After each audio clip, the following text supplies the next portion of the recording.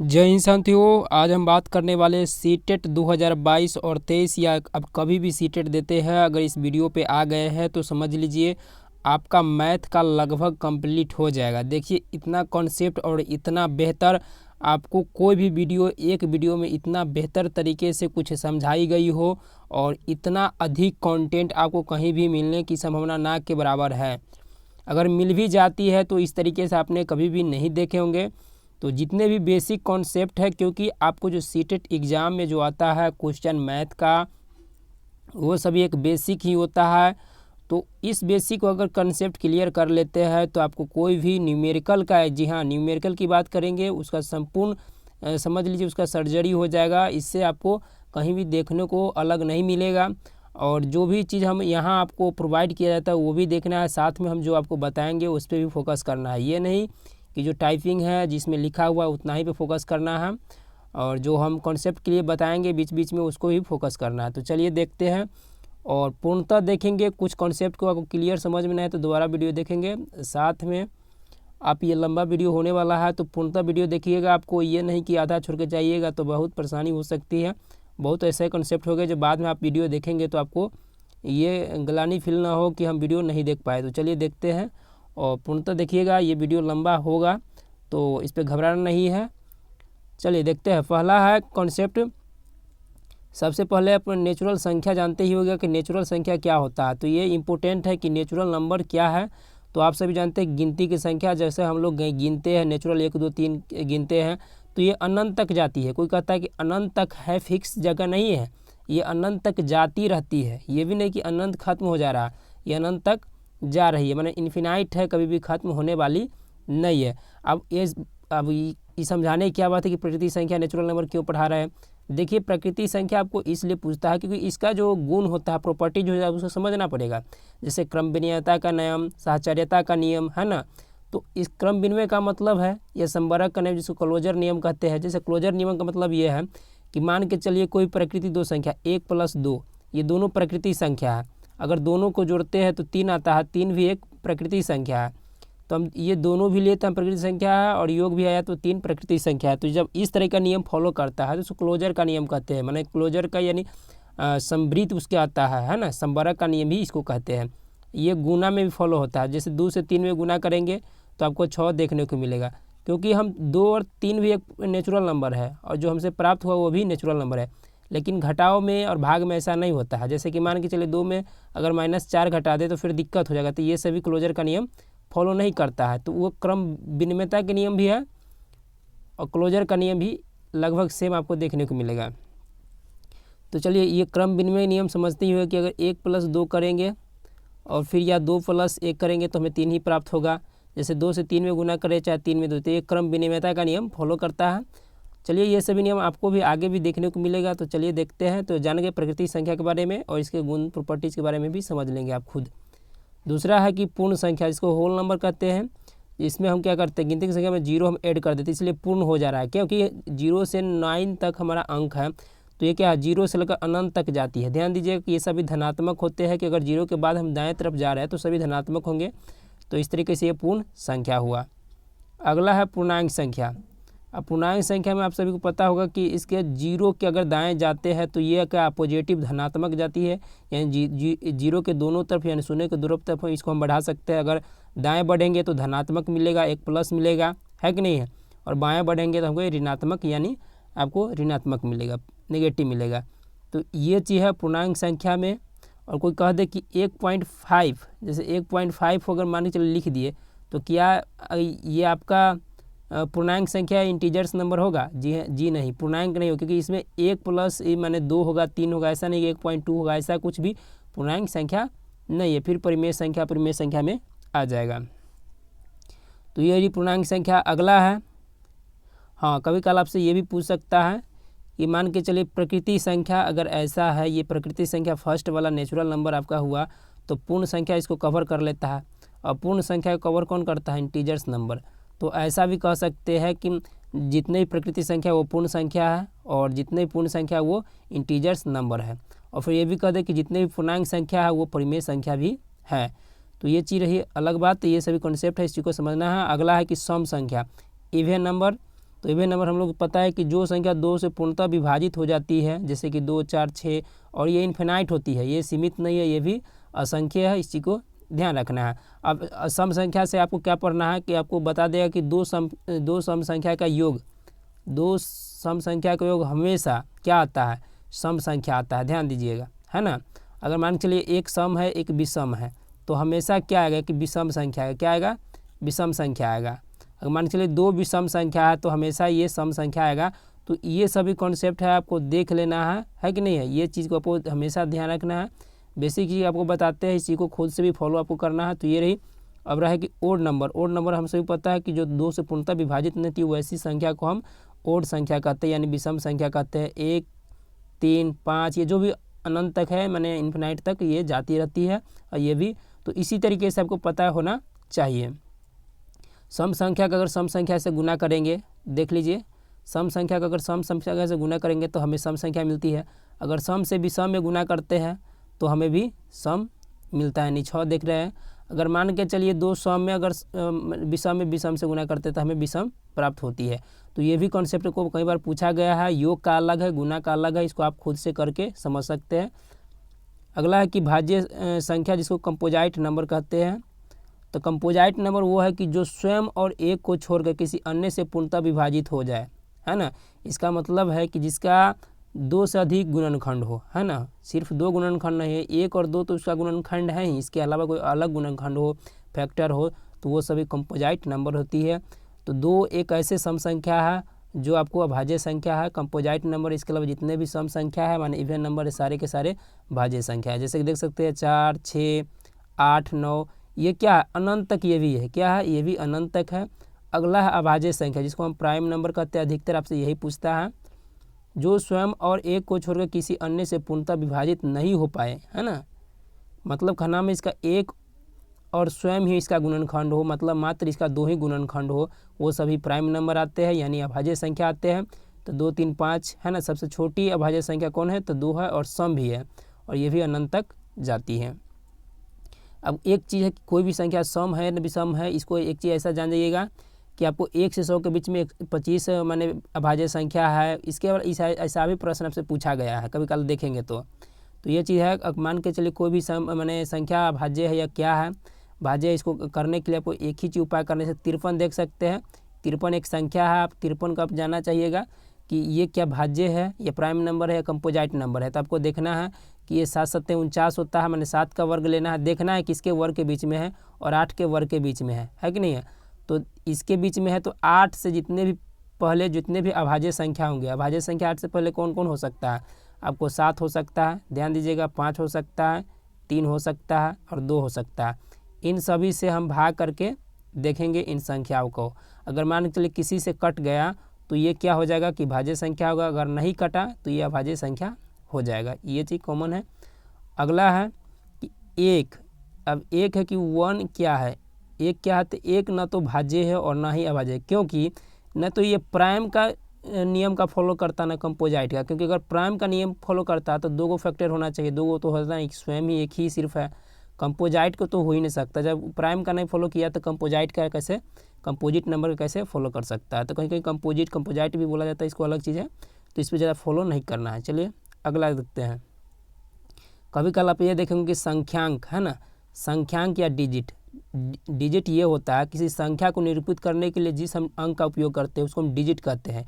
जैसे किसी भी संख्या को हम लिखने के लिए अधिकतर 0 से 9 तक का हम उपयोग करते हैं, ये हमारा डिजिट है। अब दूसरा है कि संख्या, जिसको हम नंबर कहते हैं, तो डिजिट का प्रयोग करके हम संख्या को लिखते हैं। जैसे कि 1267 लिखे हैं, तो ये एक संख्या है, क्या है, संख्या है, और इसमें कौन कौन सा डिजिट का उपयोग किया गया है, 1, 2, 6, 7, ये सभी अंक है। अगला है कि एक नंबर में कई डिजिट हो सकते हैं, यानी एक संख्या में कई डिजिट हो सकते हैं, या स्वयं जैसे एक में एक तो है ही, इसके अलावा अगर हम 12 लिखते हैं तो 1 और 2 इसमें डिजिट आ गया। तो ये चीज़ कॉमनली है। अगला है एक चीज़ है कि कोई भी संख्या को कहीं माने डिजिट से लिखा जा सकता है। अगर मान के चलिए 6 को हमको लिखना है तो हम 2 + 4 भी लिख सकते हैं, ये नहीं सिर्फ 6 लिख सकते, हम 2 + 4 भी लिख सकते हैं। मतलब एक संख्या को कई संख्यांक के द्वारा निरूपित किया जा सकता है। चलिए अगला देखते हैं, और जितने भी है इस सभी को देखेंगे तो अब है कि एक बाइनरी सिस्टम आपसे पूछ लिया जाता है। बाइनरी सिस्टम जिसको द्विआधारी कहते हैं, ये कंप्यूटर की तरफ से माने कंप्यूटर कोडिंग करता है। तो इसमें बाइनरी क्यों कहा, द्विआधारी क्यों कहा है कि जब कोई भी संख्या लिखने के लिए, कोई भी चीज़ लिखने के लिए हम 0 और 1 का उपयोग करते हैं। किसका उपयोग करते हैं? 0 और 1, मतलब दो संख्या का। तो इसकी सहायता से लिखते हैं, इसीलिए हम द्विआधारी कहते हैं, मतलब दो ही का उपयोग करते हैं। तो इसका आधार क्या क्या है? एक 0 है और एक 1 है। तो इसका जो प्रक्रिया चलती है, इसका चलती है जैसे 2 पावर 0, इसका मान 1 होता है, हमें पता है। 2 पावर 1, इस तरीके का प्रोसेस चलता है, आगे समझाएंगे। जैसे 1 2 4 8 16 32, मान के चलिए हमको 20 लिखना पड़ता, तो क्या करते हैं? तो हमको यहाँ 16 जोड़ते हैं और यहाँ 4 जोड़ते हैं। अब किसी को जोड़ कर इधर का 20 नहीं पुरा सकते हैं, अब पूरी नहीं सकता, आप देख लीजिएगा। तो अब कहाँ जिसको जिसको लिए है, मैंने 16 के लिए है, तो हम वहाँ क्या करना है कि 1 लिख देंगे, और 8 के नहीं लिए तो 0 कर देंगे, 4 के लिए है तो 1 कर देंगे, 2 और 0 के नहीं लिए 2 को 0 कर देंगे। तो इस तरीके से ये क्या है? द्विआधारी संख्या में कन्वर्ट हो गया। अगला है, देखते हैं, यह है कि आपको डेसिमल नंबर में आपको फोकस करना है। डेसिमल जिसको दशमिक प्रणाली कहते हैं, जैसे कि हिंदी प्रणाली अधिकतर हम लोग लिखते हैं। तो इनमें क्या होता है, इनमें कोई भी संख्या इन 10 अंकों से 0 से 9 तक जो भी संख्याएं हैं, इनको प्रयोग हम सहायता से लिखी जाती है। अब दोनों का आपस में कैसे परिवर्तित करें, मतलब ये दशमिक माने हम लोग 6 नॉर्मल में ये 6 लिखते हैं, तो इसको हमको द्विआधारी में कन्वर्ट करना है ना। इसमें क्या होगा, तो 6 को करने के लिए एक नॉर्मल पहले आपको बता देते हैं। सबसे पहले आप लघुत्तम समवर्त जानते हो कि मैंने जैसे ये फैक्टराइजेशन, इस तरीके प्रोसेस आप लोग जानते होंगे, है ना, प्राइम फैक्टराइजेशन। जैसे कि 6 का, तो 6 का अगर 2 से पूर्णतः कट गया, तो हमको इस तरीके राइट तरीके से शेष के रूप में हमको 0 रखना है। तो 6 से भाग दिए 2 से, तो 3 नीचे आया, क्या आया? 3 नीचे आया। फिर से 2 से हम भाग करना, मात्र 2 ही से भाग करना, किसी से नहीं।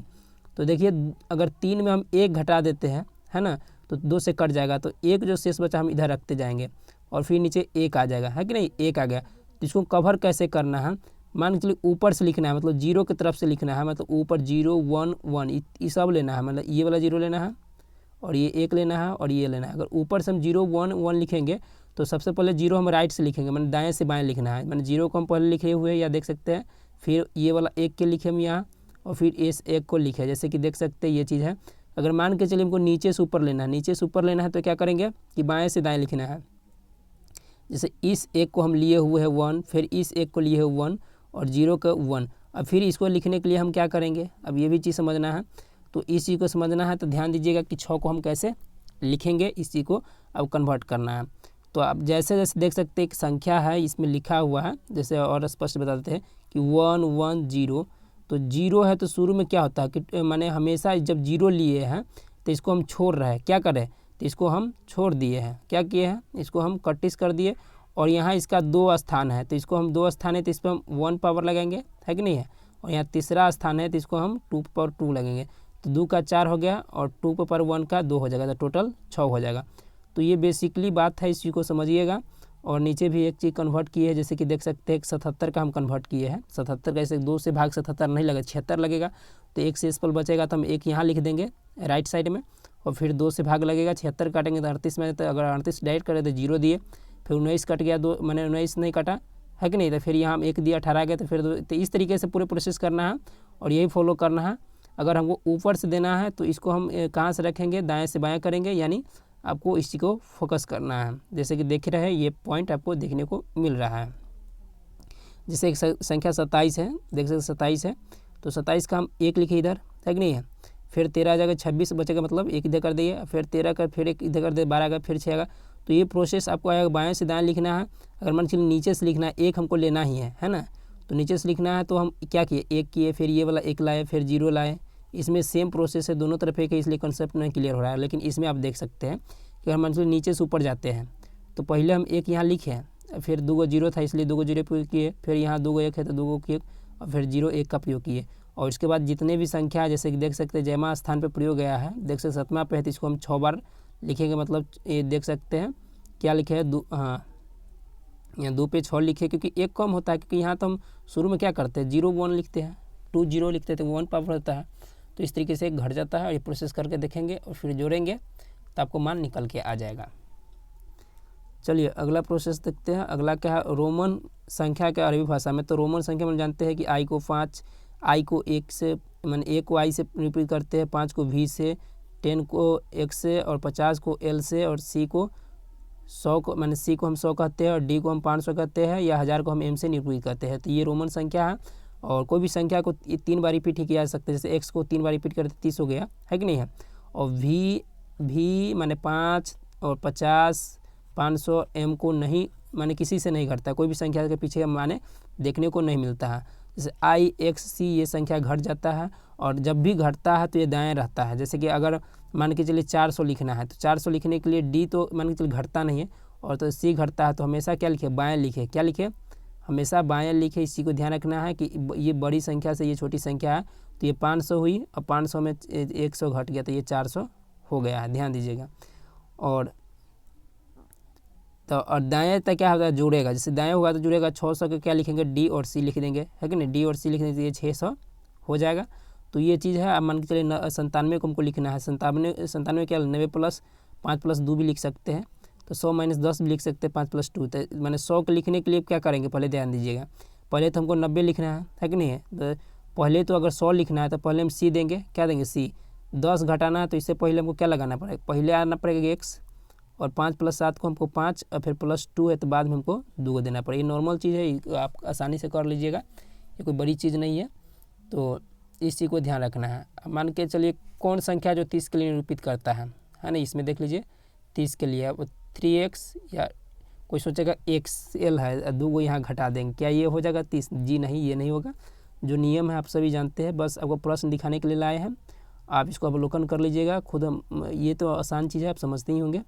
चलिए अगला देखते हैं। ये सभी जितने भी ये सारे इंपॉर्टेंट है देखेंगे।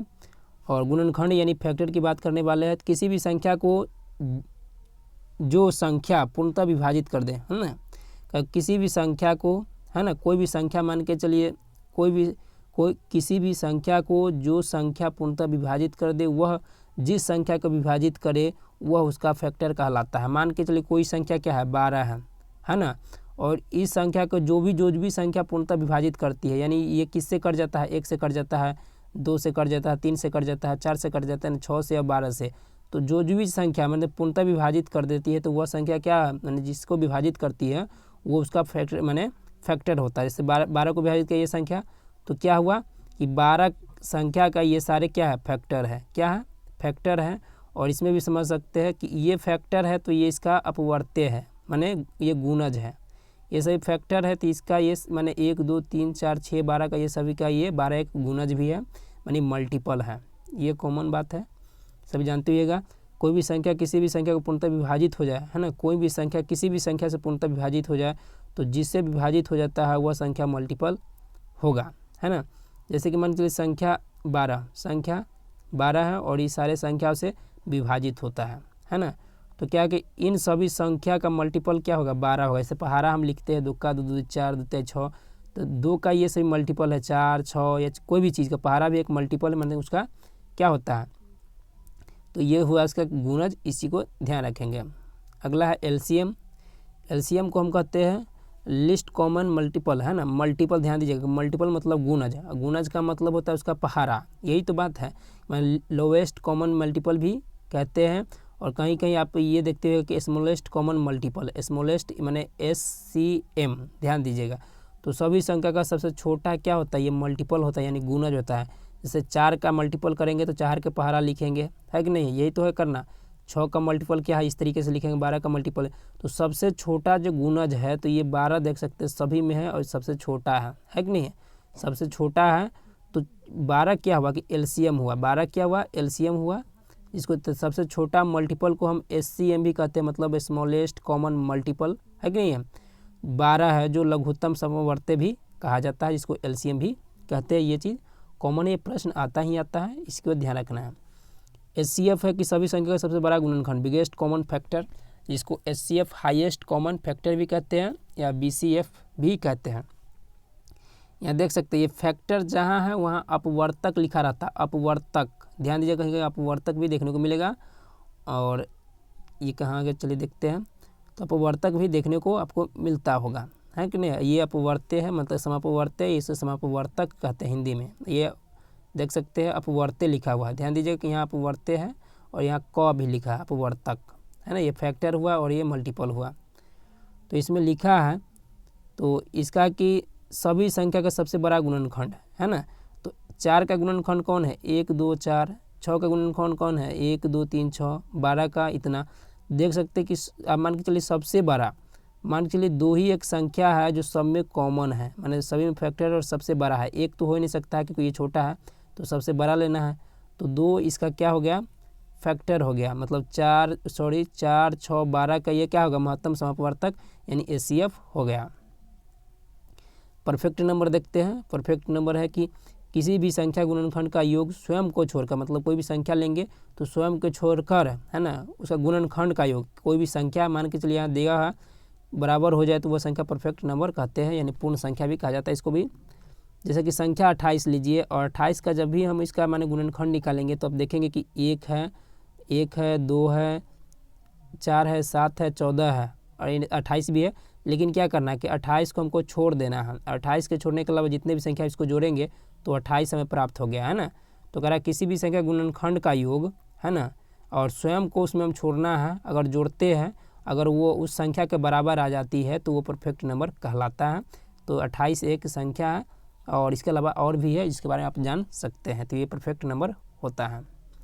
अब है कि उत्तरवर्ती, और इसको और भी नाम है परवर्ती, अनुवर्ती, सक्सेसर है ना।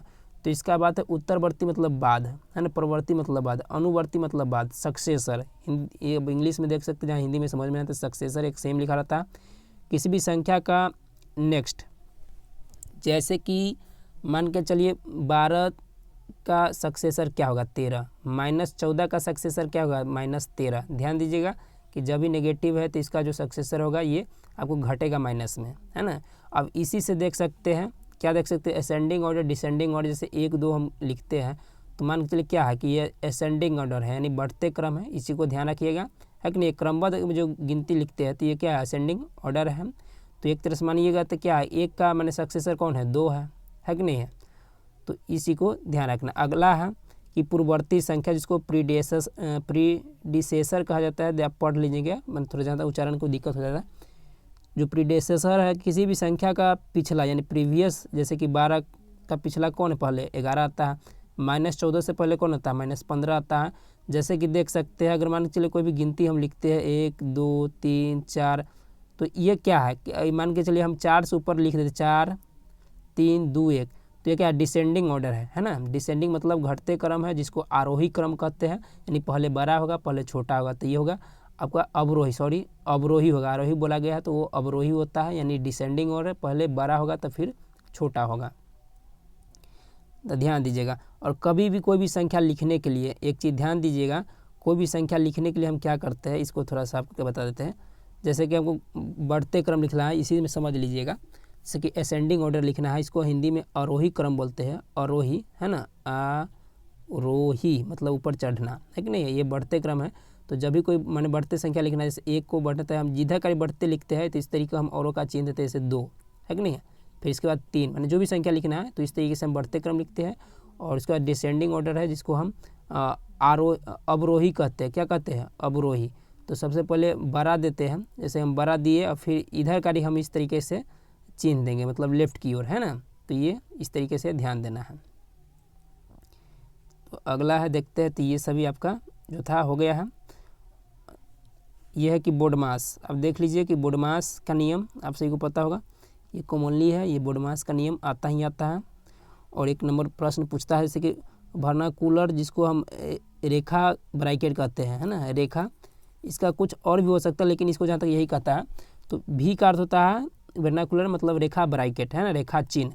जैसे कि मान के चलिए कोई भी ऐसे संख्या है और माइनस पहले लग चुका है और 2 + 3 लिखा हुआ है, तो पहले ये नहीं कि माइनस ये 2 है, -2 नहीं है, पहले हम 2 और 3 को जोड़ेंगे तो 5 हो जाएगा है कि नहीं है, और फिर माइनस का चिन्ह लगाएंगे तो इसका मान हो गया 5। अगर मान के चलिए कोई बच्चा समझ लेता 2 -2 कर देता 3, तो मान के चलिए इसका क्या मान आता, इसका मान आता 1, तो कितना अंतर है ना, देख सकते हैं कि -5 की जगह आपको +1 मिल गया। तो ये होता है कि पहले हम इस ब्रैकेट को हमको सोल्व करना होता है, मतलब देखिए ब्रैकेट का कोष्टक का, रेखा कोष्टक का। अगला है कि बी से ब्रैकेट है, ब्रैकेट में देख सकते हैं स्मॉल का ये सीन है, मिडिल का जैसे करली ब्रैकेट जहाँ तक कहता है ये हुआ, आपको बिग ब्रैकेट इस तरीके से है। तो जैसे जैसे सोल्व करना, पहले इसको सोल्व करना है, फिर स्मॉल का सोल्व करना है, जो इसके अंडर जितने प्रोसेस होता है पहले इसको करेंगे, फिर मिडल करेंगे, और इस तरीके से प्रोसेस हमको बनाना है। तो ये सभी ध्यान रखेंगे। दूसरा है कि ऑफ का, मान के चलिए कोई लिखा हुआ है कि 2 का है ना, 2 का 3 बराबर 4, इस तरीके से लिखा हुआ है। तो पहले हमको क्या करना है कि इस तरीके से 2 तिहाई 6 पहले लिख लेना है ना, फिर 4 कर लेना है। तो इस तरीके से आपको 24 आ जाएगा। और ऐसा भी करते तो आ जाता है, लेकिन कभी कल आपको आगे पीछे, तो इसलिए सोल्यूशन पहले इसको हल पहले करना है, मतलब उसके बाद ये प्रोसेस अगला करना है। तो ये ऑफ का भी हो गया आपका। और उसके बाद डिवीजन का है। तो डिवीजन का भी जानते हैं, मतलब भाग होता है कि नहीं, तो डिवीजन हमको करना है। और अगला है कि मल्टीप्लिकेशन, मतलब गुना, ये सभी आपको पता होगा। एडिशन करना, सब्सट्रैक्शन, एडिशन को आगे पीछे कर सकते हैं, एक ही भी साथ कर सकते हैं। तो ये है बोडमास का नियम, आपको फॉलो करना है। तो बोडमास का नियम को क्लियर कर चुके हैं, देख चुके हैं। अगला है कि संवृत्त, जिसको क्लोजर या संवरक का नियम हम बताए थे, संवरक का नियम है ये। संवरक का नियम, किसी भी संख्या को स्वयं से गणित संक्रिया करते हैं, यानी प्लस प्लस करते हैं, जैसे कि प्लस माइनस गुना भाग करने पर वही संख्या मिले, तो इसको संवृत्त का नियम कहते हैं, जिसको फॉलो करता है। जैसे कि मान के चलिए कोई भी संख्या आपका है, जैसे प्रकृति संख्या आप लोग जानते हैं कि 1 से शुरू होता है, अनंत तक जाती है ना। तो कोई भी 2 प्रकृति संख्या लिए अगर जोड़ करते हैं तो जो हमें प्राप्त होता है कि नहीं, प्रकृति संख्या का जोड़ना, ये नहीं कि दूसरा संख्या, दोनों प्रकृति संख्या अगर आता है हमें 3, तो ये क्या है कि ये संवृत्त है, यानी क्लोजर है, मतलब उसी क्लोज में है, वो अपने अंडर ही काम करता है, उसी के वृत्त में आता है। यानी जो हम प्राकृतिक है ना, इसी को हम जोड़ते घटाते भी हमारा घटने पे नहीं होगा, क्योंकि घटेंगे तो दिक्कत हो जाएगा। कैसे घटेगा, जैसे कि मान लीजिए 1 माइनस में अगर 2 घटाते हैं हमारी प्रकृति संख्या, तो हमें -1 मिलेगा। तो -1 क्या हुआ, ये संवृत्त में नहीं आएगा, घटाव के लिए, व्याकलन के लिए नहीं है, गुना के लिए और योग के लिए ये संवृत्त नियम फॉलो करता है। इसी तरीके से पूर्णांक भी देख सकते हैं, है कि नहीं, उसका पूर्णांक संख्या हो, पूर्ण संख्या हो, सारे कुछ आप देख सकते हैं, समझ सकते हैं, वही आपको संवृत्त नियम आता है। अगला है स्थानीय मान, और सबसे फेमस प्रश्न है स्थानीय मान से, आपको हमेशा प्रश्न आता है। तो प्लेस वैल्यू, है कि नहीं, तो इसको ध्यान दीजिएगा कि ये नॉर्मल चीज़ बात है। मान चलिए 6, 5 और 4 है, इसमें पूछ दे कि 6 का क्या स्थानीय मान है। तो जो भी संख्या हो स्थान पे इसका क्या मान है, तो देखिए इकाई, दहाई, सैकड़ा, ये सैकड़ा पे स्थान पे कौन सा है, तो किसका स्थान है, छठा का जो स्थान है उसका मान क्या है, वैल्यू क्या है, प्लेस वैल्यू क्या है। तो 6 का है, और जितने भी इसके तरफ बच गया दाएं तरफ, उसके बगल हम क्या रखते हैं, माने 0 रख देते हैं। ये 6 माने सैकड़ा पे है, इसलिए इसको 6 से इसका मान हो गया, माने 600 हो गया। अब है कि अगला है कि अंकित मान, जाति मान, वास्तविक मान, जिसको हम फेस वैल्यू कहते हैं। फेस वैल्यू, फेस वैल्यू माने प्लेस वैल्यू और फेस वैल्यू। तो अंकित मान या जाति मान कहे, चाहे वास्तविक मान, ये सभी आता है। जैसे कि कोई भी संख्या है, जैसे कि 6, 5, 4, 3 है ना, तो कहेंगे कि 3 का इसमें अंकित मान क्या है, तो अंकित मान होगा आपको 3, या 4 से पूछ देता अंकित मान क्या, अगर 4 का स्थानीय पूछता तो 40 हो जाता है कि नहीं। कोई भी 2 संख्या 6, 5, 4, 3 फिर 4 है, तो कहेगा कि इसमें कितने अंकित माने, अंकित मानों का योग बताए, 4 के अंकित मानों का योग, तो 4 + 4 यानी 8 हो जाएगा। लेकिन जब भी अंकित मान होगा तो 4 ही होगा, मतलब एक ही होगा, योग करने के लिए ही करेंगे, अथवा उसका मान सेम ही होता है। अगला है, अगला क्या देखेंगे आप, अगला आपको प्रश्न है, काफ़ी इंपॉर्टेंट है ये सभी जितने भी टॉपिक हैं। अगला है कि मीन, जिसको हम औसत या माध्य भी कहते हैं, मीन मतलब माध्य या औसत कहते हैं। तो जितने भी डाटा आपको दिया रहेगा, ध्यान दीजिएगा, तो क्या करेंगे, सभी का योग करना है, माने सभी का हम 1, 2, 3, 3, 5 का योग कर देंगे। तो सभी का योग करेंगे, और 5 गो है तो नीचे हमको 5 देना है, ध्यान दीजिएगा, है कि नहीं है। तो जो भी संख्या निकलेगा जोड़ेंगे तो हमको 2.8 निकल के आएगा। तो ये आपको औसत हुआ, जिसको माध्य कहते हैं, जिसको मीन कहते हैं।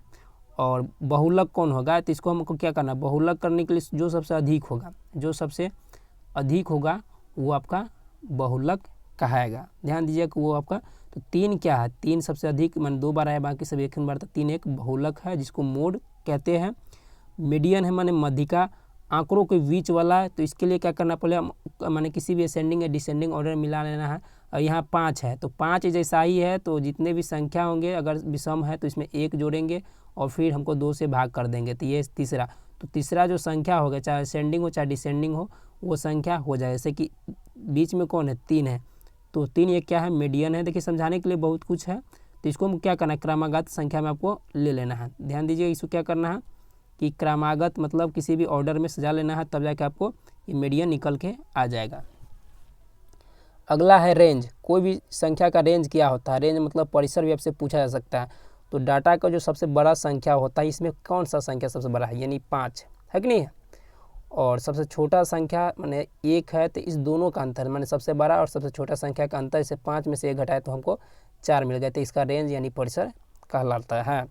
तो समझ चुके हैं, माध्य भी समझ चुके हैं, मोड भी समझ चुके हैं, मीडियन भी और रेंज भी।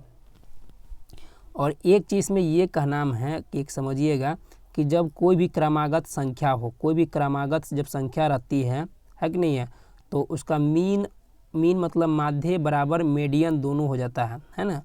ये माने औसत भी समान रहता है, यानी माध्य भी समान रहता है, मीडियन भी समान रहता है कि नहीं है। जैसे कि कोई कह दे, कोई माने कि चलिए 5 क्रमागत संख्या का है कि नहीं है 45 बीच वाला है ना, माने माध्य बीच माने माध्य 45 है 5 क्रमागत संख्या का, तो उसका माध्यिका क्या होगा? तो माध्यिका भी सेम होगा, यानी 5 से हम भाग देंगे तो ये 9 हो जाएगा। तो जब आप प्रोसेस करेंगे तो 9 जो होगा बीच में ही आएगा, इसका मतलब है। अगला है कि ये आइडेंटिटी है, मतलब इसका पहचान है, किसी भी चीज़ का तत्समक है ना। कोई भी संख्या का एक तत्समक है, यानी उसमें ऑपरेशन करने पे पहचान होती है। कौन सा आपको गणितीय जोड़ घटाव गुणा इस तरीके से प्रोसेस करते हैं तो सेम उसका सेम का सेम चीज़ मिलता है। जैसे कि देखेंगे ये है एडेटिव आइडेंटिटी माने योज्य तत्समक है ना। तो किसी भी संख्या में, कोई भी संख्या में अगर हम जीरो जोड़ते हैं माने जीरो जोड़ने पे हमें वही संख्या मिलता है, माने वही रहता है, तो उसका पहचान नहीं खोता है। तो उसका माने क्या है एडिटिव पहचान, मतलब जीरो क्या है कि सारे संख्याओं का क्या है एडिटिव यानी योज्य तत्समक है, यानी 3 में जीरो जोड़ते हैं तभी 3 आएगा, 10 में जीरो जोड़ेंगे तभी 10 ही आएगा, क्योंकि उसका पहचान नहीं भूल रहा है। इसमें योग के लिए है। अब गुणन के लिए क्या देखिएगा कि मल्टीप्लिकेटिव आइडेंटिटी मतलब तत्समक गुणन। किसी भी संख्या को अगर 1 से गुना करते हैं तो सेम संख्या रहता है। जैसे कि 1 जितने भी संख्या हुआ इसका क्या हुआ कि तत्समक गुणन है, यानी गुणन तत्समक हुआ। जैसे कि 12 में 1 करेंगे तभी 12 होगा, 16 में 1 करेंगे तभी 16, माने वो संख्या यही होता है। अब है कि एडिटिव रिवर्स माने योज्य प्रतिलोम, इसको रिवर्स कहते हैं, कुछ और कहा भी जा सकता है, और योज्य प्रतिलोम आपको हिंदी में समझाते हैं। किसी भी संख्या के विपरीत चिन्ह करने पे, जैसे कि मान के चलिए कोई 10 लिखा हुआ तो इसको माइनस कर देंगे, तो ये क्या कि जब इसको करेंगे तो ये क्या है कि योज्य प्रतिलोम कहलाते हैं। जैसे कि 1/2 है तो इसमें हम माइनस लगा देंगे, -1/2 क्या हो जाएगा इसका रिवर्स हो जाएगा, नहीं योज्य प्रतिलोम हो जाएगा। जैसे -84 का अगर +84 अगर दोनों को हम जोड़ते हैं तो हमें 0 प्राप्त होता है, ये भी चीज़ का पहचान है। अगला है कि गुणन प्रतिलोम माने मल्टीप्लिकेटिव रिवर्स, किसी भी संख्या को स्वयं को उल्टा करते हैं है ना, तो उस संख्या को उल्टा करते हैं तो उसको 1 के बराबर मिलता है। जैसे कि देख सकते हैं कि यहाँ दोनों को जोड़ेंगे तो 0 मिलता है और यहाँ 1 के बराबर आता है। जैसे कि अंश बटे हर है ना, जिसको न्यूमरेटर डिनोमिनेटर कहते हैं, गुणे हर बटे अंश, जब दोनों का ऐसा करेंगे सेम का सेम उसका उल्टा का। जैसे कि देख सकते हैं आप आसानी से समझने के लिए क्या बात है। जैसे कि मान के चलिए 2/3 है और फिर 3/2 का हमको पलट कर देना है, तो 2 से 2 कट गया 3 से, तो 2/3 का गुणन प्रतिलोम क्या हुआ 3/2 हो गया। यही चीज़ तो है कि अंश को हर में बदल देना है, और क्या चीज़ है। अगला है कि वितरण डिस्ट्रीब्यूटिव प्रॉपर्टीज़ की बात करेंगे, वितरण का नियम बात करेंगे।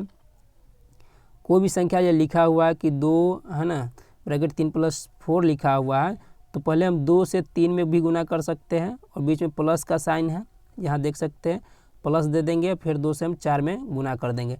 जब सारे प्रोसेस भी करेंगे तो हमें क्या मिलेगा, जितना इतना मिलेगा। जैसे कि 3 4 7 होता है, इधर का 7 होता है, दूसरे 7 में गुना करते हैं 14 हो जाता है। जैसे 2 तिहाई 6 और 2 चौक 8, दोनों का भी जोड़ेंगे तो हमें 14 मिलता है। तो क्या कि हमें डिस्ट्रीब्यूट कर दिए, मतलब हम वितरण कर दिए है ना, बांट दिए। तो ये चीज़ आपको ध्यान रखना है कि यह भी इस तरीके से होता है, तो डिस्ट्रीब्यूशन यानी वितरण का गुण हुआ। अगला है क्रम विनिमय यानी कम्यूटेटिव प्रॉपर्टीज। कोई भी इस तरीके से रहेगा, जैसे कि 2 + 3 करेंगे या 3 + 2 करेंगे, है कि नहीं है। तो कहना है कि ये क्या है कि योग के लिए क्रम विनिमय फॉलो करता है। क्यों करता है, माइनस के लिए तो नहीं करेगा। क्यों नहीं करेगा कि मान के चलिए -2/3 कर दें, है कि नहीं, अब फिर 3 - 2 कर दें तो हमें सेम चीज़ मिलता है, नहीं मिलता है। यहाँ -1 मिलेगा, यहाँ +1 मिलेगा। तो ये क्या है व्याकलन के लिए फॉलो नहीं करता है, लेकिन गुणन के लिए आपको करता है। संक्रियाएँ गणित में आपको 4 है, एक योग है, दूसरा माने व्याकलन जिसको घटाव माइनस कहते हैं, तीसरा गुणा है, चौथा भाग है। तो भाग और माइनस के लिए अधिकतर फॉलो नहीं करता, लेकिन जोड़ और गुना के लिए फॉलो कर जाता है। अगला है साहचर्यता, मतलब एसोसिएटिव प्रॉपर्टीज़ की बात करेंगे। तो इस तरीके का कोई संख्या लिखा हुआ है, तो अगर हम जोड़ेंगे तो 13 3 आपको 16, 16 6 आपको 22 देखने को मिल जाएगा। अगर हम इस तरीके से पहले हम 6 को 13 के फिर ले लिए, मतलब ये 6 13 ले लिए, बाद में हम 3 जोड़ेंगे तभी उतना ही होगा, 13 6 19 प्लस 3 22। अगर मान के चलिए हमको 6 3 भी यहाँ ले लिए, फिर 13 ले लिए, तभी हमें क्या मिला, वही मिला। गुना के भी सेम वही करेंगे, तो ये क्या हुआ कि गुना का सहचार्य नियम फॉलो करता है और योग का भी सहचार्य नियम फॉलो करता है, लेकिन घटाव और भाग का नहीं करता है। अब शून्य से गुणन एक समझ लीजिए, मल्टीप्लिकेशन बाय जीरो। किसी भी संख्या को अगर शून्य से गुना करते हैं तो वो हमेशा जीरो आता है ना। 27 से जीरो, जैसे कोई संख्या आपको करने के लिए दे दिया जाए, है कि नहीं है, ध्यान दीजिएगा। जैसे कि यहाँ लिख दे आपको 3 4 5 6 इस तरीके से दे दे, कहीं मान के चले आपको 10 दे दे, जब भी कितना भी संख्या है गुना जीरो कहीं दिया हुआ है तो इसका मान लास्ट में जो इकाई डिजिट होगा वो जीरो ही होगा, ये चीज़ ध्यान रखना है। अब शून्य से विभाजन जानिए, किसी भी संख्या को जीरो से विभाजित नहीं किया जा सकता है, इसलिए अपरिभाषित इनडिफिनेबल है, मतलब इसको डिफाइन नहीं कर सकते हैं, है कि नहीं है। तो ये चीज़ आप समझ चुके हैं। अगला है विभाजिता के नियम, देख लीजिए विभाजिता के नियम क्या कहता है। तो विभाजिता के नियम आपको जानना है। एक तो आप सभी पता है कि सभी जितने भी संख्या है एक से तो पक्का भाग लग ही जाता है, चाहे जीरो ही क्यों ना हो, हमेशा नीचे एक रहता ही रहता है, तो मतलब ये भी कट जाता है कि नहीं। कोई भी संख्या -1 ही हो क्यों ना, या 2 ही क्यों, जितने भी संख्या एक से पूर्णतः विभाजित है, इसी को ध्यान रखना है। यानी सभी प्राकृतिक संख्या जो भी संख्या है, जैसे कि देख सकते हैं ये आपका उदाहरण आपको दिया हुआ है। अगला है 2 के लिए, इकाई के अंक पे माने जो भी संख्या उसका इकाई के अंक या तो जीरो हो या तो इवन डिजिट हो, जिसको कोई भी इवन डिजिट आप लोग जानते हुएगा कि 2 4 6 8, ये सभी जितने भी संख्या हो तो वो क्या है कि आपको क्या होगा, ये 2 से विभाजित होगा। 3 के लिए क्या होगा, संख्याओं का सभी अंकों का योग जो होगा, जैसे कि मान के चलिए ये संख्या अगर इसको हम जोड़ेंगे 3 से विभाजित करेंगे तो ये पूर्णतः कट जाएगा, जो संख्या का योग होगा वो भी है कि नहीं है, और 3 से भाग करेंगे तभी वो कट जा रहा है, तो ये चीज़ हुआ। 4 का हुआ कि अंतिम 2 डिजिट, यानी किसी भी संख्या का अंतिम 2 डिजिट, जैसे 32 है, 4 32 है, तो समझ लीजिए कि ये संख्या होगा ऑटोमेटिक 4 से कट जाएगा। 5 है, इकाई या तो जीरो होगा या तो 5 होगा, जैसे कि देख सकते हैं यहाँ 5 दिया हुआ है। 6 का जो संख्या 2 और 3 दोनों से कटे, तो स्वाभाविक है जब भी 6 देखेंगे 6 से कब कटेगा, मान के चलिए 2 से कटेगा तो सम है ही, और जब इसको हम योग करेंगे तो 3 से होगा। तो इस तरीके से हम 6 को विभाज्यता का नियम देखते हैं, कोई भी संख्या 6 से कब विभाजित होगा, इसी को ध्यान रखना है। 7 है कि सबसे आसानी इसका तरीका ये चीज़ है कि किसी भी चीज़ को, अब ज़्यादा फार्मूला इसमें प्रक्रिया तो है लेकिन लंबा होता है, तो इसकी आसानी है कि इसको भागे कर लीजिए। भाग करने में क्या आ जाता है, जैसे कि 7 से करेंगे और 66 यहाँ लिखा हुआ है इतना, तो आप मान के चलिए 7 में 63 होता ही है, 9 से कर दीजिएगा फिर 3 बच जाएगा, इस तरीके से आप करिए लीजिएगा। 7 5 35, तो इससे आसान क्या होता है, मैंने इसी तरीके से करने में आसानी है कि ऐसे कर लेंगे, ज़्यादा लफड़ा की ट्रिक ध्यान नहीं रखिएगा। 8 है कि 8 अंतिम 3 डिजिट, जैसे कि 808 जो है, तो इस तरीके से आपको कट जाता है 8 से, तो ये सारी संख्या कट जाएगा। 9 का क्या है कि 3 जैसा फार्मूला है उसी तरीके से यही है, मैंने इसी भी अंकों का योग भी 9 से विभाजित है कि नहीं। जब 9 से विभाजित है तो ये 3 से विभाजित होगा, कन्फर्म ही है। 10 के लिए तो इकाई के अंक पे 0 होना चाहिए, जैसे कि इतना। 11 के लिए क्या है, अंक के स्थान पे है ना, अंक के स्थान पे जो भी माने अंक जो सम है और विषम है, इन दोनों का अंतर या तो 0 हो, है कि नहीं, या तो 11 के मल्टीपल हो, इसी को ध्यान रखेंगे। तो जब इस तरीके से देखेंगे तो क्या होगा कि कट जाएगा, है ना। इस तरीके से हम जोड़ेंगे तो क्या हुआ, आप इसको देख लीजिएगा क्या होगा। आपको इस तरीके से देखेंगे, पहले तो क्या करना है कि 1 + 3 करना है कि नहीं है, और फिर 5 आपको आ जाएगा। तो जब जोड़ेंगे तो 6, तो इस तरीके से जोड़ेंगे तो आप देख सकते हैं कि आपको क्या आता है, या तो आपको इस तरीके से आ जाएगा 22 आ जाएगा, 33 आ जाएगा, कुछ भी आ जाएगा जो आपको 11 का मल्टीपल होगा, यानी गुणज होगा, या तो 0 इसका मान आ जाएगा। तो ये अगर दोनों ये प्रेमी से किसी का फॉलो करता है तो ये 11 से विभाजित है, तो ये विभाज्यता का नियम है, इसको फॉलो करना है आपको। अगला है कि डिवीजन का ट्रिक्स, ये चीज़ हमेशा ये फार्मूला को पुटअप करना ही होता है। जैसे कि देख सकते हैं कि आपको पहला भाज्य इसको डिवाइडेंट या डिविजिबल कहते हैं, भाजक जिसको डिवीजर कहते हैं, भागफल जिसको कोशेंट कहते हैं, शेष को रिमाइंडर कहते हैं, जिसको शेषफल भी कहते हैं। तो ये इसका फार्मूला है। जैसे कि आपको दिया जाता है कि प्रश्न डायरेक्ट आता है कि भाजक कोई ऐसा संख्या है, भाजक मान के चलिए भागफल का आपको 4 गुना है, क्या है, भागफल का 4 गुना है, और शेषफल 5 है, और शेषफल का भी 4 गुना है कि नहीं है। तो मान के चले शेषफल 5 है, शेषफल का भी 4 गुना है, तो शेषफल 5 है और इसका 4 गुना है तो 20 हो जाएगा भाजक, है ना। और इसका 4 गुना है, मतलब ये 5 हो गया, है कि नहीं है, 5 हो गया, और शेषफल 4 है, तो इसका राइट आंसर हो जाएगा 20 पंचे 100 और प्लस 4 मतलब 104। इस तरीके से प्रश्न इसी नियम पे आपको देखने को मिलता है।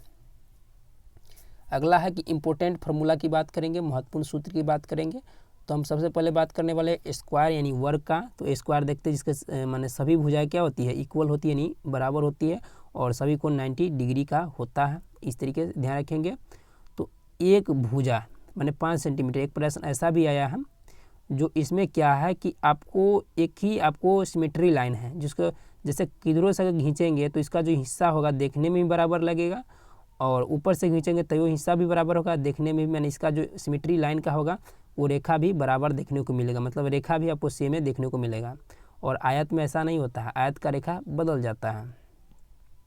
मान चलिए इस वर्ग का एक भुजा 5 सेंटीमीटर है, यानी 5 सेंटीमीटर दिया हुआ है, तो एरिया क्या होगा, एरिया निकालने के लिए भुजा का स्क्वायर एग्जाम्पल देख लीजिए, 5 से हम गुना करते हैं 25 सेंटीमीटर स्क्वायर, देख सकते हैं इसको वर्ग सेंटीमीटर भी कहेंगे, है कि नहीं, क्योंकि हम भुजा का किसी से वर्ग से करते हैं तो इसको वर्ग कहते हैं ना, सेम के सेम।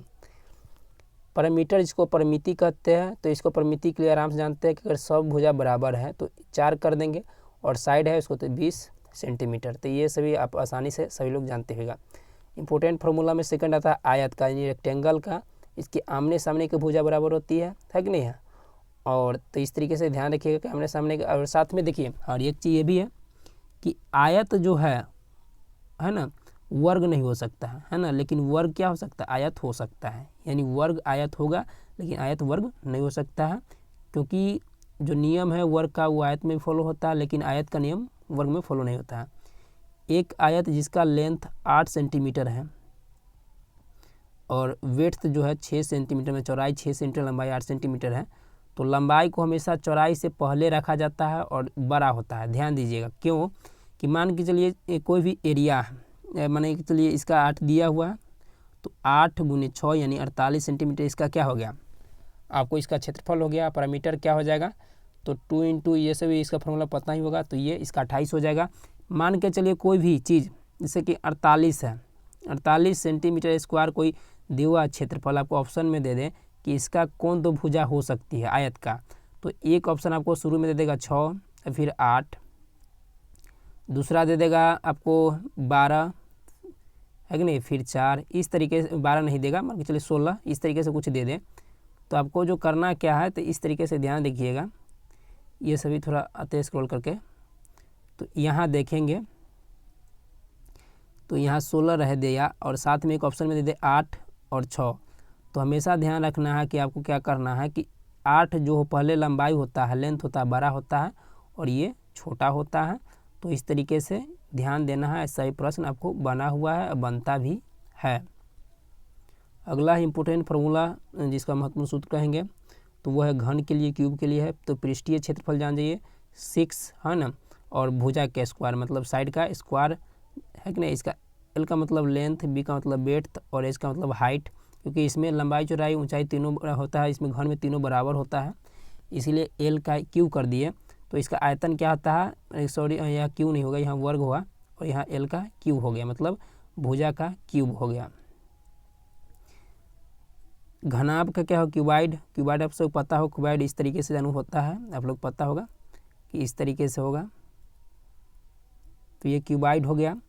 तो क्यूबाइड का देख सकते हैं इसमें लंबाई भी होता है, लंबाई चौड़ाई साथ में हाइट, और इसका आयतन इस तरीके से लंबाई गुने चौड़ाई होता है। अधिकतर आयतने से प्रश्न आता है, कभी कभी आपको पृष्ठीय क्षेत्रफल से पूछ सकता है। अगला देखते हैं क्या कॉन्सेप्ट है। तो आपको इसमें मुख्य रूप से इसका आयतन का ध्यान रखना है, और इसका इसी का एक चीज़ ध्यान रखेंगे, कभी भी आपसे पूछ ले, कभी भी आपसे पूछ ले प्रश्न इस तरीके से आता ही आता है। तो आपको कॉन्सेप्ट क्लियर करने के लिए थोड़ा बता देते हैं, यहाँ पे ही बता देते हैं। मान के चलिए कभी भी कोई भुजा दिया हुआ है, क्या दिया हुआ है, भुजा दिया हुआ है। जब पैरामीटर के बारे में पूछ ले, पैरामीटर मतलब परिमिति के बारे में पूछ, जैसे कि आयत वर्ग के बारे में पूछ ले, तो मान के चलिए किसी का भुजा अगर 2 गुना बढ़ता है, तो अगर परिमिति का भी 2 गुना बढ़ेगा, कितना बढ़ेगा, 2 गुना। है कि नहीं है।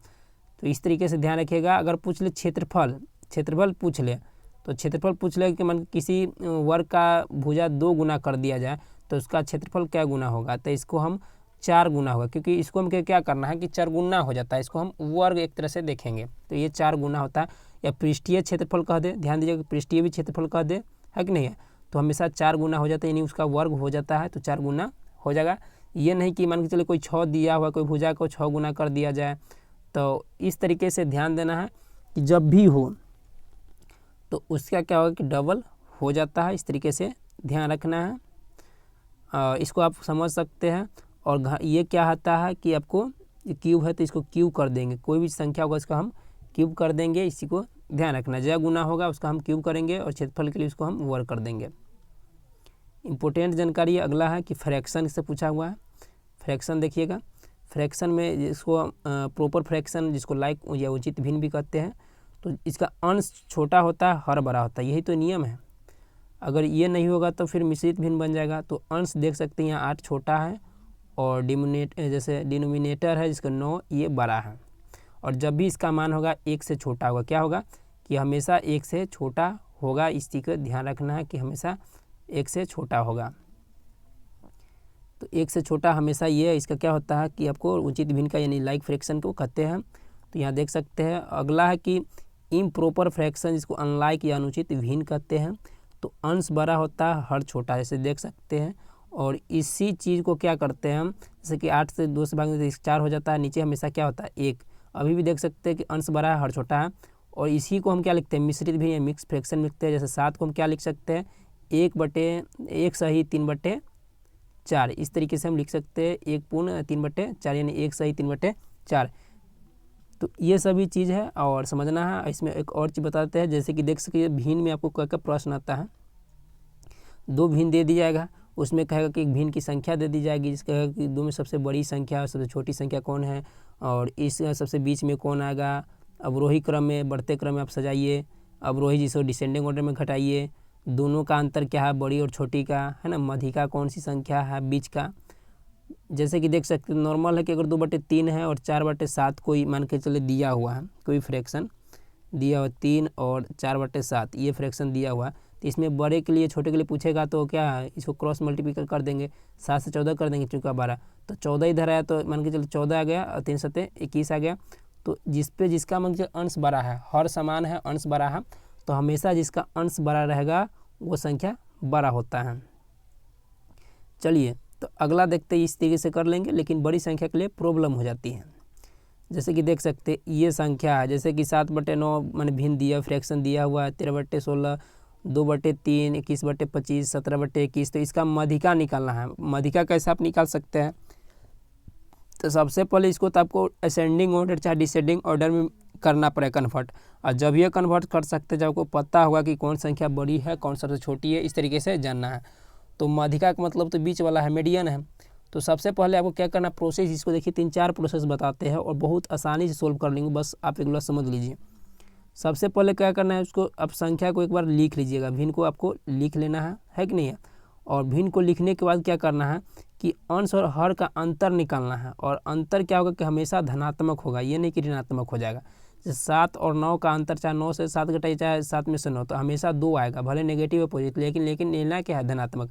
जो चीज़ आपको अंतर होगा हमेशा नीचे रखेंगे, क्या रखेंगे नीचे रखेंगे और अंश के ऊपर रखेंगे। जैसे कि देखिए 7 9 में से 7 गया तभी 2 आया, चाहे 7 में से 9 मगर पॉजिटिव है तो 2 ही रखना है आपको, और 7 ऊपर अंश का अंश ही रखेंगे। जैसे 13 का हम 13 रख लिए, लेकिन इस दोनों का अंतर क्या है 3 रख लिए, 2 का अंश का क्या है 2 रख लिए यहाँ, और नीचे का अंतर माने 2 और 3 का अंतर क्या है 1 है। जैसे 21 हम ऊपर रखें और इस दोनों का अंतर 4 है, और 17 ऊपर रख लिए और नीचे इस दोनों का अंतर 4 है। ये जितने भी संख्या है नीचे इस सभी को हम एलसीएम लेंगे, तो एलसीएम 12 आया। इसी को आपको पता होगा कि 4 और 3 2 के लेंगे तो हम 12 आसानी से आ जाएगा। तो अब क्या है कि 12 सबके अंदर रख देना है, मान चलिए 12 2 जगह 6, तो 7 से 6 में गुना करेंगे, 3 से 12 में करेंगे तो 4। तो इस तरीके से सारे प्रोसेस फिर ये कर लेना है। कोई यहाँ से दशमलव में भी कन्वर्ट कर सकता है, लेकिन आपको कठिनाई हो जाता है दशमलव में कन्वर्ट करने के लिए।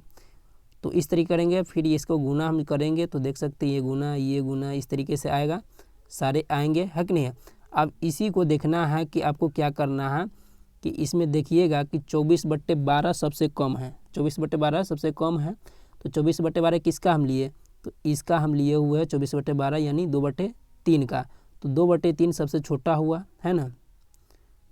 और फिर आप देखिए 24 के बाद कौन सा आया, 42 आया। तो 42 का हम किसका लिए हुए, तो 7/9 तो हम यहाँ लिए, है कि नहीं। फिर अब 42 के बाद वो कौन सा आया, 51 आया। तो 51 किसके लिए, 17/21 लिए। फिर मान के चलिए क्या आया, 52 आया। तो 52 का 13/6 लिए हुए। जैसे देख सकते हैं कि कौन सा आया, ये आपको 13/6 का आया हुआ है। उसके बाद आपको कौन सा बच के सबसे 63/62, 63 का ये कौन सा है, तो 21/25 का लिए होती है। 21/25 ये क्या है कि आपको आरोही क्रम में बढ़ गया, मतलब छोटे से बड़े की ओर बढ़ गया। तो आपको बीच में निकालना है। तो बीच में निकालने के लिए देख सकते हैं कि 17/21 आपको हो जाएगा कि ये बीच में है। ये प्रोसेस खुद से करिए और आपको समझ में आ जाएगा। और देख सकते हैं इसको आप आसानी से समझ लीजिएगा। तो ये चीज़ है कि इसको हम बढ़ते क्रम यहाँ आपको आ गया है। ये चीज़ आपको सामने देख सकते हैं, बढ़ते क्रम आ गया है। और तो सबसे बड़ा आपसे पूछ ले तो सबसे बड़ा ये आपका हो गया, सबसे छोटा पूछ ले तो ये हो गया। चौथा लिखे, चौथा बढ़ते क्रम में कौन है, 13/16 हो जाएगा। और सबसे बड़ा सबसे छोटा का अंतर है, तो सबसे बड़ा आपको 21/25 है, माइनस घटा देंगे तो 3 का आपको आ जाएगा 13/75, राइट आंसर हो जाएगा। अगला है कि गुणनखंड से जुड़े बातें हैं। तो गुणनखंड सबसे ये पूछता है, तो संख्या 105 में कुल कितने गुणनखंड हैं, है ना। तो इस तरीके से जब भी प्रश्न आता है तो इसको एक ही प्रोसेस करना है। प्रोसेस क्या करना है आप देखेंगे। प्रोसेस तो ये करना है कि पहले कोई भी संख्या है इसको प्राइम फैक्टराइजेशन कर लेना है। जैसे 105 का है, तो 105 का सबसे पहले हम कि ये क्या 2 से नहीं कटेगा तो 3 से कटना है। तो 3 से कटेंगे तो नीचे 35। इस तरीके से तो आप आसानी से कर सकते हैं। और जितने भी आया है उसको हम क्या करना है, उसको हमको इस तरीके पावर में गुना के रूप में लिख लेना है। अब गुणनखंडों की जितने भी संख्या होगी, है ना, उसका पावर है, ध्यान दीजिएगा। तो जितने भी पावर है, मैंने एक सब पे पावर है, तो एक पावर है, तो सभी को पावर में हमको जोड़ देना है। जैसे कि इसमें का 1 पावर था, इसमें हम 1 जोड़े तो 2 आया। फिर इसमें 5 का 1 पावर था, तो इसमें 1 जोड़े पावर में तो 2 आया। फिर 7 में पड़े तो इसमें हम 2 जोड़े, और इस सभी को हम आपस में गुना कर देंगे। इसे 2 से 2 गुना करते हमको 8 आया। तो 105 का जितने भी संख्या है इसका गुणनखंड जो होंगे 8 होंगे। क्या होंगे, 8 होंगे। जैसे कि ध्यान दीजिएगा, जैसे कि 4 है, क्या है, 4 है। 4 एक संख्या है, एक नॉर्मल आप समझने के लिए समझ लीजिएगा। जैसे कि देख लीजिए आपका जो संख्या है वो आपका 9 हुआ। क्या हुआ, 9 हुआ। तो इसका जो गुणनखंड कौन कौन होता है, 1 होता है कि नहीं, 1 है। उसके बाद 3 है, ये और एक साथ में एक 9 है, मतलब 3 गुणनखंड है, ध्यान दीजिएगा। अब ऐसे नॉर्मल में 9 को हम करेंगे तो पहले हम 3 से करेंगे, फिर ऐसे कर लिए, ठीक है। फिर 3 से करेंगे यहाँ, है कि नहीं है। तो आप देखेंगे क्या हुआ कि यहाँ आपको आ गया 1, क्या आ गया 1। तो इस पर भी 1 है और इस पर भी 1 है। तो 1 प्लस और यहाँ 1 प्लस 1, तो इस तरीके से ध्यान दिए कि यहाँ इसका 4 आ रहा है ना। तो ये विषम के लिए हो जाता है। तो इस तरीके से ध्यान दिए विषम संख्याओं के लिए है। तो आप थोड़ा गौर कीजिएगा, आप देखिएगा कि आप निकाल के यही तो कर रहा है गुणनखंड से जुड़े कुल गुणनखंड की संख्या कितनी है। तो ये चीज़ आपको फोकस करना है। तो यहाँ मिस्टेक हो गई थी, आप समझने के लिए थोड़ा समझा देते हैं। इसमें कहना क्या चाह रहा था, बल्कि 9 था, हम लिए थे 9, जी हाँ सर एकदम 9 लिए थे। यहाँ 3 से लिए, ठीक है। फिर यहाँ 3 आया, फिर 3 ही तो आया, है कि नहीं, यहाँ 1 आ गया। तो 3 का पावर 2 था, कितना था, 2 था, बाकी तो था नहीं कुछ, 1 का तो लेना नहीं रहता। तो 3 का पावर 2 है, 2 में हम 1 जोड़ दिए थे, क्या आया, 3 आया। तो यही चीज़ आपको कहने के लिए, जैसे कहते 1 और 3 और 9 मतलब 3 है, मतलब 9 जो संख्या है उसका गुणनखंड कितना है, 3 है, यही तो आपको कह रहा है। तो मतलब 3 हो जाएगा। इस तरीके से जो समझा नहीं पा रहे थे, तो ये चीज़ आपको स्पष्ट है, समझ चुके हैं। जैसे कि और भी संख्या समझाते हैं, इसमें पूछना क्या चाहता है प्रश्न में। जैसे कि कोई मान के चलिए 10 संख्या है, तो इसे नॉर्मल हम इसका गुणनखंड लिखेंगे तो क्या क्या हो जाएगा, 1 हो जाएगा, उसका 2 हो जाएगा, उसका 5 हो जाएगा और 10 हो जाएगा। यही तो 4 है। अब देखना है कि 4 होता है कि नहीं होता है, ये चीज़ ध्यान रखना है। अब यही चीज़ को फॉलो करना है। जैसे कि मान के चलिए यहाँ संख्या हम 10 लिए, फिर पहले 2 से कटा, फिर 5 आया, फिर यहाँ 5 से कटेगा, है कि नहीं है। और फिर 5 से कट गया तो 1 आया, तो 1 के लेना नहीं है, दोनों का पावर के 2 का पावर 1 और गुने 5 का पावर 1। तो दोनों का पावर में पावर जोड़ देंगे तो इधर का 2 हो जाएगा, इसका भी 2 गुना इसका भी हो जाएगा, तो 4 आ जाएगा, है कि नहीं। देख सकते 1 2 5 10, ये सभी क्या है, इसका 4 गुणनखंड है। अब कहना है अगला प्रश्न ये आएगा कि इसका योग बताना है, मतलब जितने भी प्राइम माने गुणनखंड आया तो गुणनखंड संख्या का योग कितना होगा। जैसे कि इसे नॉर्मल देखेंगे 10 का गुणनखंड का योग कितना हो जाएगा 1 2 5 10, मतलब 5 15 15 3 18, यानी इसका 18 हो जाएगा। चलिए अगला वही इसी से जुड़ा हुआ है कि संख्या 200 के कुल गुणनखंड का योग बताना है। पहले नॉर्मल आप समझ लीजिएगा, तो इसको कठिन समझना कोई बड़ी चीज़ नहीं है। पहले चलिए कठिन समझा देते हैं, उसका नॉर्मल भी समझाएंगे। जैसे कि देख सकते हैं 200 के गुणनखंड हमको योग निकालना, जितने भी गुणनखंड आएंगे उसका हमको योग कर देना है।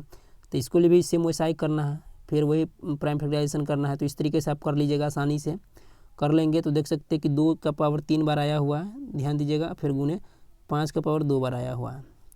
अब जहाँ तक भी आया हुआ है ना, तो जहाँ तक वह जितने भी संख्या आए हैं उसका पावर है, वहाँ तक उस संख्या को बढ़ते क्रम में पावर लगाकर, है ना, 0 से मैंने शुरू करेंगे ये इस तरीके से, 5 तक है, 2 तक है, 3 तक है, तो इसको 1 फिर इस तरीके से बढ़ाते रहना है कि नहीं।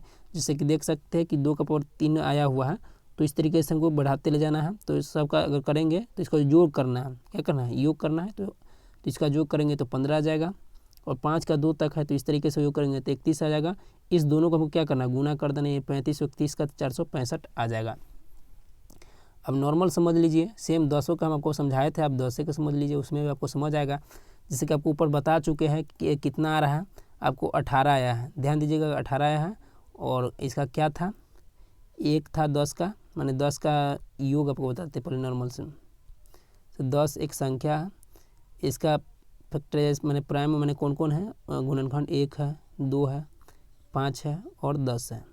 इसका योग करेंगे तो कितना आ गया, मतलब योग करेंगे एडिटिव, तो 10 15 और 3 18, मतलब 18 आ गया। अब इसको निकालना है, ऊपर वाला तो समझ चुके हैं, अब नीचे वाला देखिएगा। इसको 10 लिखेंगे, फिर 2 से करेंगे, फिर 5 आ जाएगा, और फिर ये 5 से कट गया, तो क्या आया कि आपको 2 का पावर 1 आ गया, और 5 का पावर 1 आ गया, ये चीज़ है।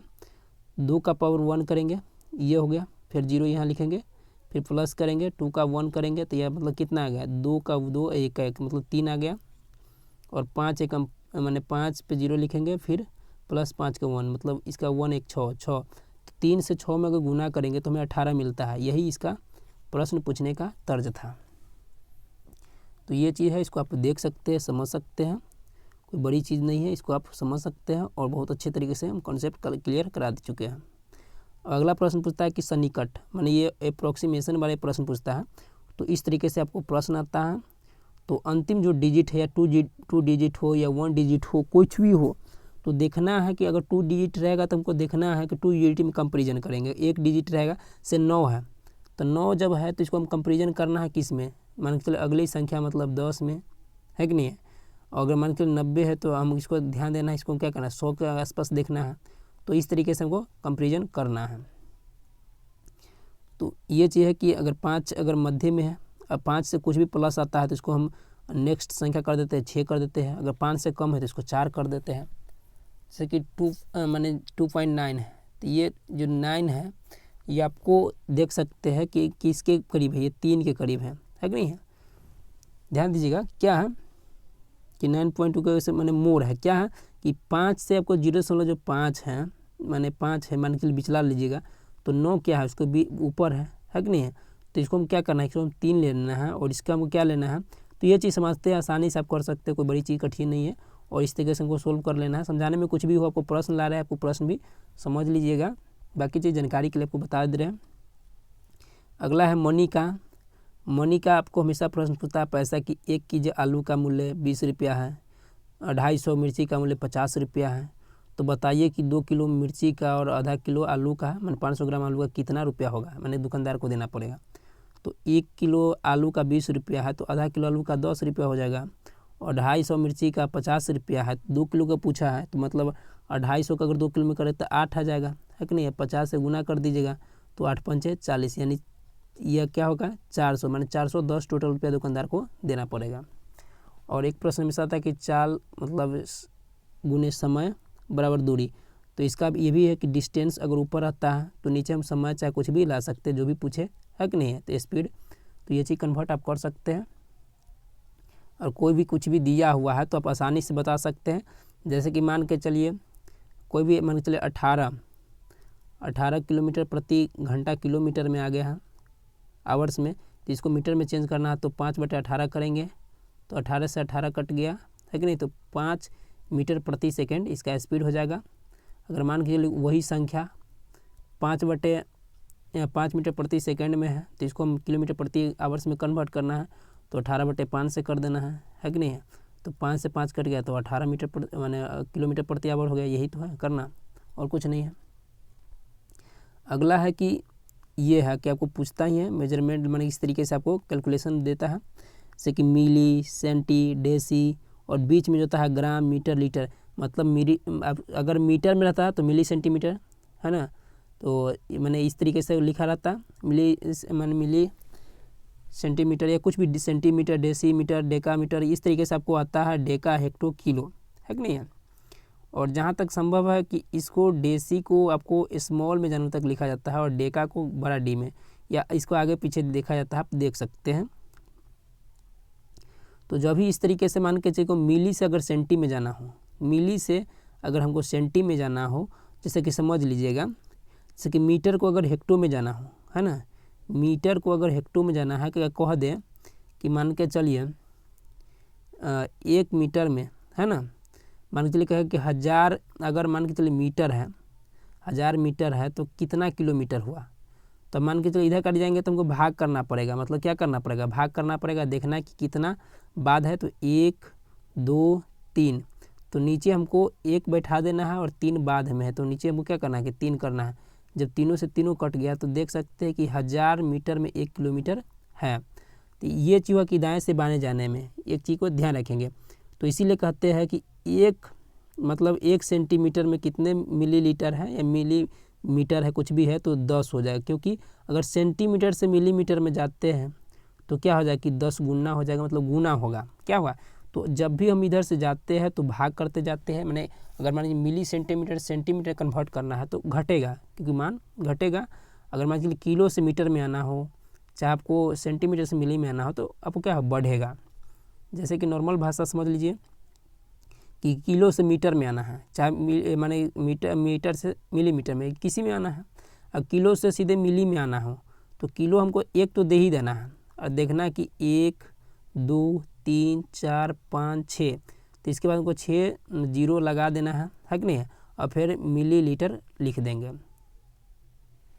और मान के चलिए किलो से मीटर में आना हो, किलो से मीटर में आना हो, किलो से मीटर में आना है तो आप सभी जानते हैं किलो से मीटर के लिए क्या करना है कि किलो का है तो इसको हम 1 तो लिख ही देना है कि नहीं। ध्यान दीजिएगा कि 1 तो पहले लिखना ही है और उसे गुना करना है, कितना बार मीटर तक पहुंचना है, 2 माने 1, 2, 3 को जीरो बैठा देना है, मतलब 1 किलोमीटर में 1000 मीटर होगा। और इधर जाएंगे तो भाग करेंगे, 1000 मीटर है तो जब मान के चलिए मीटर है तो इसको क्या करना होगा, इस तरीके से भाग करेंगे और आ जाएगा, इस तरीके से घट जाएगा। हाँ, तो ये सारे चीज़ है का कॉन्सेप्ट है, वो कॉन्सेप्ट बता चुके हैं और सारे है कि सारे चीज़ आपको देख लीजिएगा, समझ लीजिएगा। तो ये इतने हैं कि आपको ऑल टाइप्स मैथ आपको ला दिए है, कॉन्सेप्ट लगभग आपको क्लियर हो चुका होगा। फिर भी डाउट होगा तो आप देखेंगे, क्योंकि हम कॉन्सेप्ट क्लियर नहीं कर पाए होंगे तो उसको खुद से समझना है। आपको टाइप वाइज प्रश्न ला दिए हैं, तो उम्मीद करते हैं कि लंबा वीडियो है फिर भी आपको कॉन्सेप्ट हमेशा अच्छा होगा। ऑलवेज पॉजिटिव रहिए, आपका अप्रोच जो होना चाहिए, दृष्टिकोण होना चाहिए हमेशा सकारात्मक हो।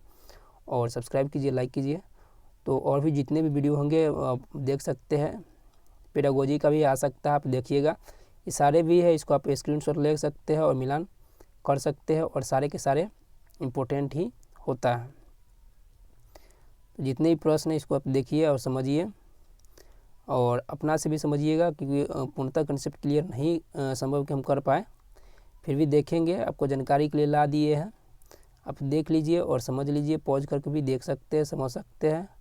और उम्मीद करते हैं कि बहुत सारा आपको हेल्प करेगा। इसी से कॉन्सेप्ट जुड़ा रहता है, आगे पीछे पूछता ही रहता है घुमा फिरा के। और प्रश्न है जो आपको कुछ लिखा रहता है कि कौन छोटा है कौन बड़ा है, कुछ कुछ इस तरीके से प्रश्न आता है। उसका 1/3 टाइमिंग पूछेगा, कहीं कहीं आपको जैसे कि टाइमिंग का आपको प्रश्न इस तरीके से दे देगा, डिग्री। मान के चलिए सुबह का 6 बज रहा था, है ना, शाम का 3 बज गया, तो बताइए कि घंटा वाला कितना डिग्री घूमा। तो 15 बज रहा है, इधर करीब 6, तो मतलब 9 घंटा हुआ। और 1 घंटा में जो घूमता है घंटे वाले स्विच 30 मिनट घूमता है ना, 9 × 27 मैंने 270 डिग्री घूमा। तो ऐसा भी प्रश्न आ जाता है। अब एक समकोण का अब पूछ दे कि एक समकोण का 2 समकोण और इसका 3/4 कितना होगा। से 90 होता है, इसका 2 समकोण मान के चलिए 3 समकोण, 9 3 27 270 और इसका 3/4, 3/4 नहीं मतलब माने चौथा हिस्सा, 90 का 3 माने 4/3 है ना। तो इसको कर देंगे 30 हो जाएगा और 3 का 20। तो इस तरीके से जोड़ना कुछ प्रक्रिया आता है, इसे नॉर्मल आप आसानी से कर सकते हैं। तो ये रही आज का वीडियो, काफ़ी इंपॉर्टेंट रहेगा और उम्मीद करते थे कि जो भी कह रहे थे वो कोई हेल्प करेगा और संपूर्ण सर्जरी हो चुका होगा। तो इस उम्मीद के साथ जय हिंद साथियों, वंदे मातरम, थैंक यू।